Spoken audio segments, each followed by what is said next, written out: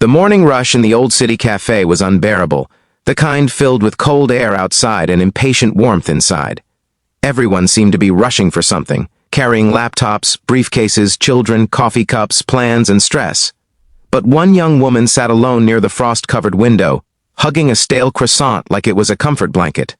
Her name was Liana, and she wasn't like the rest of them, not rushing to an office, not meeting clients, not even waiting for anyone. She sat there because she had nowhere else she needed to be, and a hot drink was the only luxury she could still afford. When a man walked in with a soaked coat, snowflakes clinging to his hair, and desperation in his eyes, she didn't know that this moment would change her life.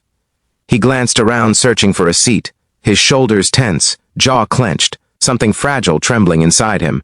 The cafe was packed, every seat full, every table loud.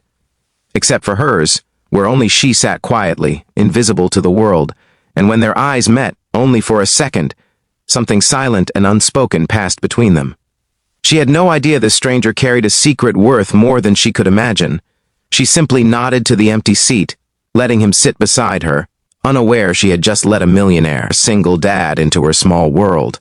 If you believe in kindness, second chances, and the power of small moments, don't forget to like, comment, share, and subscribe to this channel. Let's keep stories like this alive. He sat down slowly, as if he wasn't sure whether to be grateful or embarrassed. He ordered nothing at first, just placed his shaking hands on the table, trying to catch his breath. Liana tried to look away, but the heaviness in his eyes made it impossible not to wonder. He wasn't just cold, he was broken. It seemed as if he had rushed there from something painful, something urgent. Finally, he ordered a hot chocolate instead of coffee, a detail that immediately caught her curiosity. What groan? Man drinks hot chocolate alone? Yet she said nothing. She didn't judge. She didn't pry. She simply sat in her quiet bubble, eating the last crumbs of her croissant, wishing her rent notice wasn't due in 3 days. He kept glancing at his phone, reading a message repeatedly, breathing shakily as if he were fighting panic. After the waitress brought his drink, his hands trembled so much that some spilled over the rim. Liana instinctively held out a napkin for him. He looked at her, startled, as if he wasn't used to kindness. He muttered a quiet thank you and wiped the spill. For a long moment he didn't drink. He just stared at the hot cup, his eyes wet, as though it reminded him of someone. Maybe of small hands that liked hot chocolate. Maybe of a little voice laughing. Maybe of a child. Liana could feel a heartbreak in him even though she knew nothing. He eventually took one sip, and something inside him seemed to calm. Then he whispered something under his breath, barely audible. Liana wasn't sure if it was a prayer, an apology, or a promise. She started wondering about him. Maybe he was a father missing his child. Maybe he was divorced. Maybe he was grieving. He didn't look like a rich man at that moment, only like a man who had lost something priceless. And she, who barely had anything, understood that type of pain well. Because she too had lost much. Not a child, but dreams. Once she wanted to be an artist. Once she imagined her paintings hanging in galleries, sunlight touching colors she had poured her soul into. But reality didn't care about colors. Bills came. Life demanded survival. Art was pushed to the back corner of her heart, where regret lived. The stranger finished his drink slowly. He kept staring at the snow outside. Finally he spoke, his voice low, as if talking hurt. He said he was just waiting until his daughter's school finished nearby. There had been an incident, and he was scared to go back. His daughter was sick, hospitalized the previous night, and he left briefly to handle paperwork and calls. The moment he stepped away, the hospital called again. She had worsened. He rushed out so fast he forgot his wallet, his jacket, everything except his phone. He came to the cafe to breathe because he felt he might collapse if he went back too quickly. He kept replaying what he could have done differently, as if guilt was a storm inside him. He told Liana he blamed himself for not noticing her symptoms earlier, for working too much, for being alone and not having another parent to rely on. Liana listened quietly. She didn't interrupt with advice or sympathy speeches. She let him pour out the pain like a man drowning. She understood drowning. She only said one simple thing, that sometimes being there, even imperfectly, mattered more than doing everything right. Tears lined his eyes as if those words cracked something heavy inside him. Before leaving for the hospital, he quietly pushed his untouched croissant toward her and said she looked like she needed it more than he did.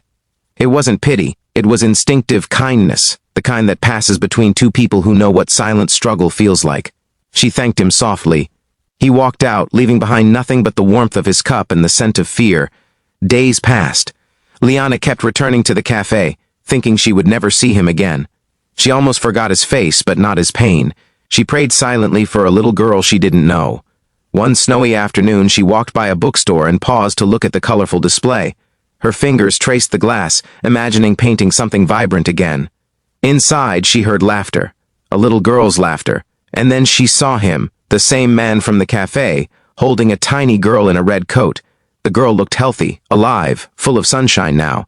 He looked tired still, but relieved.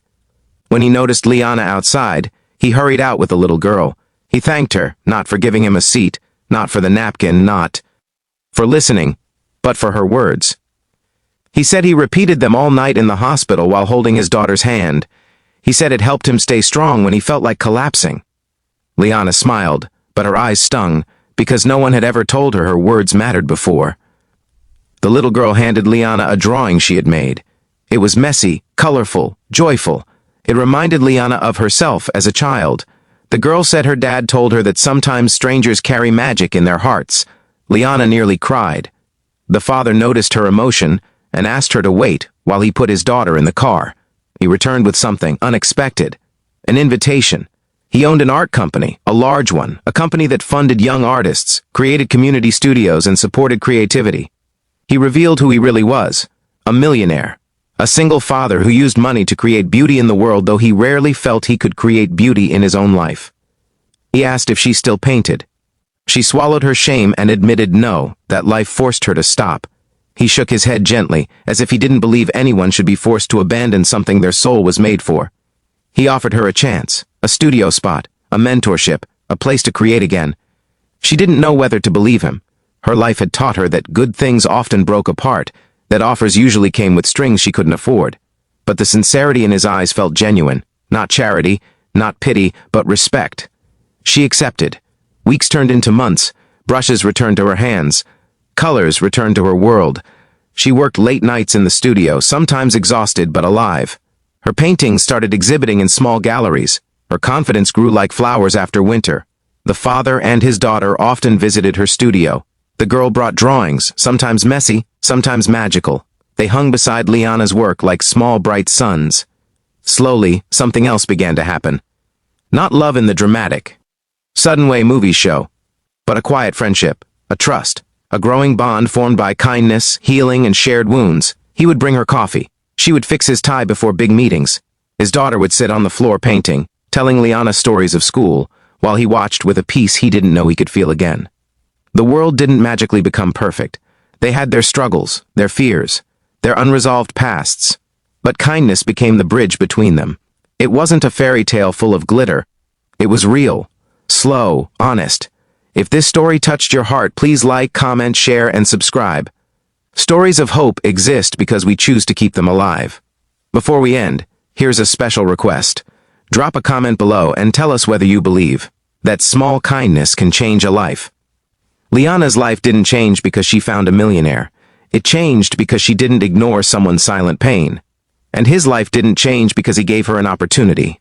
It changed because she reminded him that being present was enough, that he was enough. In the end, they were just two broken people who helped each other find color again.